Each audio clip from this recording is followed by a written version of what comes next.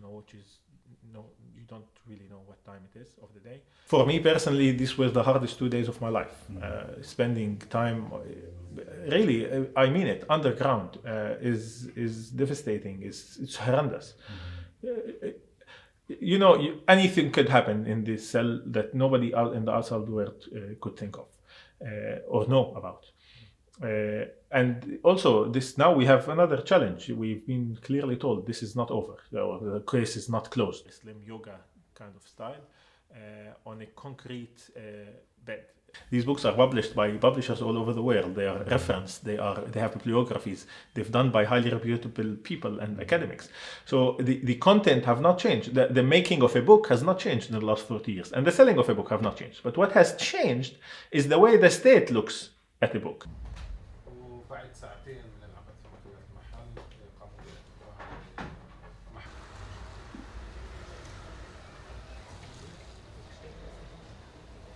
This is not a pleasant conversation because the tone, the language, the interactive wasn't the friendly, usual kind of bandering that we usually have in the bookshop.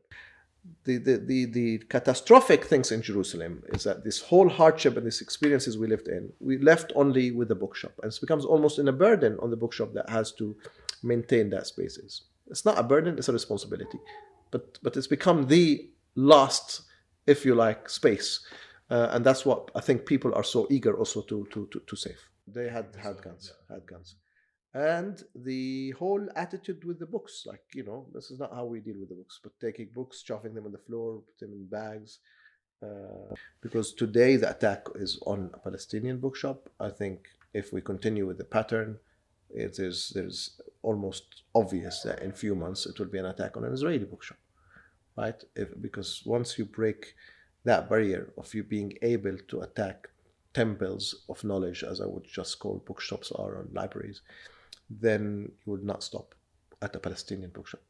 The line becomes too blurry. If it is a Palestinian Israeli, the line becomes bookshop or not. In fact, most of the books that the Israelis confiscated were actually written by Israeli writers anyway, certainly by Jewish writers anyway. I think it would have ultimately resulted in a huge impact on the bookshop. But we should not shy away. We should not kind of veer away and accept that this is just what it is and the system is too big, and we just have to accept that intimidation. I hope this story will be inspiring for other institutions to also resist back and to stand up for their rights and for their role and their importance in the society.